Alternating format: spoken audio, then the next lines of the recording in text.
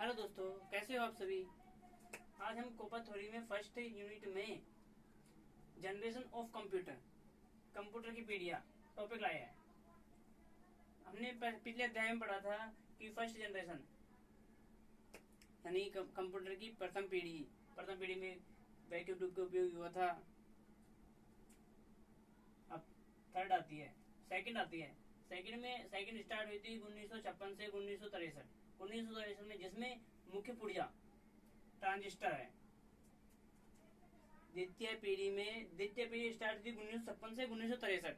इसमें मुख्य पुर्जा होता है ट्रांजिस्टर। ट्रांजिस्टर के विकास के बाद द्वितीय पीढ़ी के कंप्यूटर अस्तित्व में आए। ट्रांजिस्टर के विकास के बाद में ही द्वितीय पीढ़ी के कंप्यूटर अस्तित्व में आए। ठीक है। कंप्यूटर ये वाले कंप्यूटर जो बने थे ना, जो कम बिजली खपत करते थे, वो आकार में छोटे होते थे। द्वितीय पीढ़ी के कंप्यूटर की हानियां ये है कि इन्हें एयर कंडीशन की आवश्यकता होती है। बार बार मरम्मत की भी आवश्यकता होती है। व्यवसायिक उत्पादन बहुत कठिन होता है और महंगा होता है। फिर आते हैं इसके लाभ। द्वितीय पीढ़ी के कंप्यूटर के लाभ: कम ऊष्मा की खपत, कम बिजली की खपत और लाने व ले जाने में आसान। इनको कम ऊष्मा की खपत होती है और कम बिजली चाहिए, और लाने कहीं पे भी लाए और ले जाया और लाया जा सकता है। फिर आते हैं हम जनरेशन ऑफ थर्ड, कंप्यूटर की तीसरी पीढ़ी 1964 से 1971। ये पीढ़ी चली है 1964 से 1971, जिसमें मुख्य पुर्जा आईसी यानी एकीकृत परिपथ। तृतीय पीढ़ी में माइक्रो इलेक्ट्रॉनिक्स का आविष्कार हुआ था। जिसमें एकीकृत को रखा गया, जिसमें आईसी को रखा गया, एकीकृत परिपथ को रखा गया यानी आईसी को रखा गया। इनमें बहुत से वर्जन, इस वाली पीढ़ी आईसी के बहुत से वर्जन, बाद में चल के आईसी के बहुत से वर्जन आए थे। उनका नाम है ICL 2903। फिर आता है CDC 1700। फिर आता है PDP 11// और 45। ठीक है। तृतीय पीढ़ी कंप्यूटर के लाभ। ठीक है। यह आकार में छोटे होते हैं। तृतीय पीढ़ी के कंप्यूटर आकार में छोटे होते हैं, कम ऊष्मा की खपत करते हैं, अधिक विश्वसनीय होते हैं, कम ऊष्मा की खपत करते हैं। गणना का समय माइक्रो सेकंड से नैनो सेकंड हो गया था। तृतीय पीढ़ी के कंप्यूटर में गणना का समय माइक्रो सेकंड से नैनो सेकंड हो गया था। बट इसमें स्टोरेज क्षमता के लिए कौन सा पुर्जा है? Disk tape. द्वितीय पीढ़ी में कौन सा है? मैग्नेटिक टेप, और इसमें है डिस्क टेप। फिर हानियां। फिर द्वितीय पीढ़ी के कंप्यूटर की हानियां, बहुत सी हानियां होती है, लेकिन हमने एक ही मिनिमम लिखी है। एयर कंडीशनिंग की आवश्यकता। चतुर्थ पीढ़ी स्टार्ट कब हुई थी? 1971 से 1980 तक चली थी। 1971 से 1980 तक चली थी। मतलब अभी भी चल रही है, ऐसा नहीं खत्म हो गई, चल रही है। क्योंकि सबसे ज्यादा उपयोग में आने वाले कंप्यूटर माइक्रो प्रोसेसर वाले हैं। चतुर्थ पीढ़ी के कंप्यूटर सबसे ज्यादा प्रयोग में आते हैं। इस पीढ़ी के कंप्यूटर में एक सिलिकॉन चिप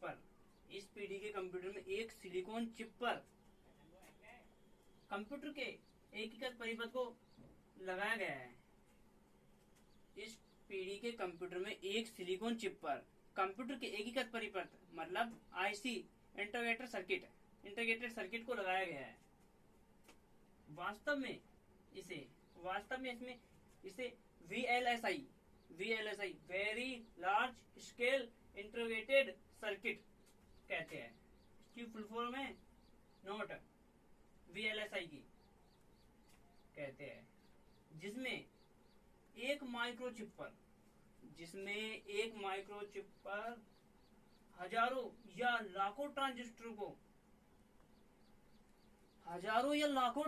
को जमा किया जाता है। बहुत ज्यादा ट्रांजिस्टर को जमा किया जाता है।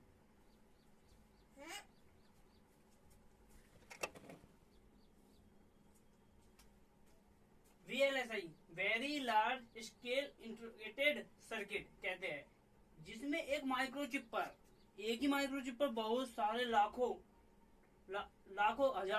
हजारों या लाखों ट्रांजिस्टर को जमा किया जाता है। बहुत सारे ट्रांजिस्टर को जमा किया जाता है। ऐसे कंप्यूटर जिनमें माइक्रो प्रोसेसर चिप का इस्तेमाल यूज किया जाता है, ऐसे प्रोसेसर जिनमें माइक्रो प्रोसेसर चिप का इस्तेमाल किया जाता है उसे माइक्रो कंप्यूटर कहते हैं। ऐसे कंप्यूटर जिन्हें माइक्रो प्रोसेसर चिप का इस्तेमाल किया जाता है उन्हें माइक्रो कंप्यूटर कहते हैं। ठीक है,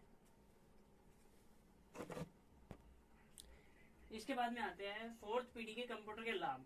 फोर्थ पीढ़ी के कंप्यूटर के लाभ में वही है जैसे कि आकार में छोटे हुए थे, कम ऊष्मा खपत करते थे, कम बिजली खपत करते थे, और कुछ मुख्य टॉपिक है। ये सामान्य तापमान पर ही नियंत्रण करते थे, सामान्य तापमान पर भी कार्य कर सकते थे और सामान्य तापमान पर भी नियंत्रण कर सकते थे। सॉरी, ये मुख्य नहीं है, मूल्य है।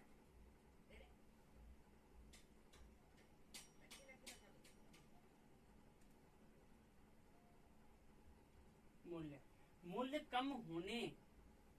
कम होने के कारण छोटे दुकानदार भी इसे खरीद सकते थे। मूल्य कम होने के कारण छोटे दुकानदार भी इसे खरीद सकते थे। इन पर कार्य करना सरल एवं कम खर्चीला था। फोर्थ पीढ़ी के कंप्यूटर पर कार्य करना सरल एवं कम खर्चीला था। अधिकांश स्थितियों में एयर कंडीशन की आवश्यकता नहीं होती थी। फोर्थ पीढ़ी के कंप्यूटर में अधिकांश स्थिति में एयर कंडीशन की आवश्यकता नहीं होती थी।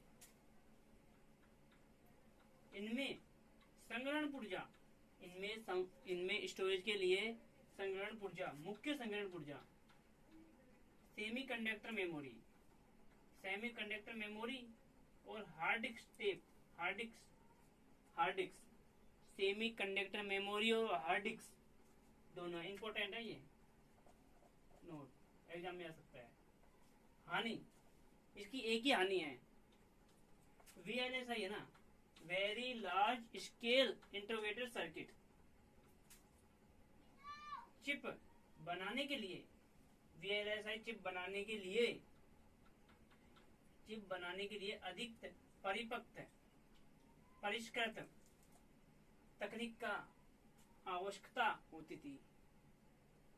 VLSI चिप बनाने के लिए अधिक परिष्कृत तकनीक की आवश्यकता होती थी।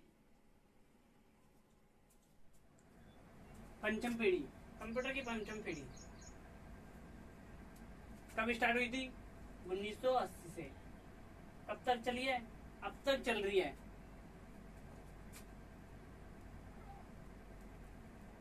इस पंचम पीढ़ी के कंप्यूटर में AI यानी आर्टिफिशियल इंटेलिजेंट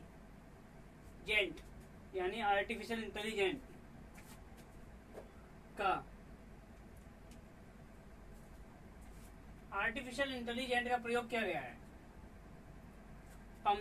पंचम पीढ़ी में मतलब पांचवी पीढ़ी में आर्टिफिशियल इंटेलिजेंट का प्रयोग किया गया है, जिसमें सोचने व समझने तथा निर्णय लेने की क्षमता होगी।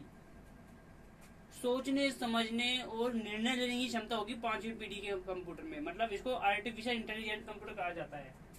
जापान में अपनी इस योजना का नाम KIPS, जापान में अपनी इस योजना का नाम KIPS knowledge information processing system रखा गया है। क्या रखा गया है? नॉलेज इंफॉर्मेशन प्रोसेसिंग सिस्टम रखा गया है। हालांकि अभी इस प्रकार के कंप्यूटर अस्तित्व में नहीं आए हैं। हालांकि अभी इस प्रकार के कंप्यूटर अस्तित्व में नहीं आए हैं, लेकिन अधिक उच्च क्षमता वाले कंप्यूटर सुपर कंप्यूटर अस्तित्व में आए हैं, जो सैकड़ों कार्य सेकंडों में कर सकते हैं। क्या कर सकते हैं? सैकड़ों कार्य सेकंडों में कर सकते हैं। सेकंडों में कर सकते हैं। इसकी विश्वसनीयता क्या है? समांतर प्रोसेसिंग, न्यूरल प्रोसेसिंग, मौसम भविष्यवाणी कर सकता है और मौसम की भविष्यवाणी कर सकता है। अब इसमें पहला क्वेश्चन आता है अपना, भारत का प्रथम सुपर कंप्यूटर का क्या नाम है? भारत का प्रथम सुपर कंप्यूटर का क्या नाम है? परम 8000। इंपॉर्टेंट क्वेश्चन है ये, ध्यान रखना, मैंने लिख दिया पहले क्वेश्चन परम 8000। फिर आता है भारत में प्रथम कंप्यूटर 1956 में कोलकाता में लगाया गया था, जिसका नाम H2M है।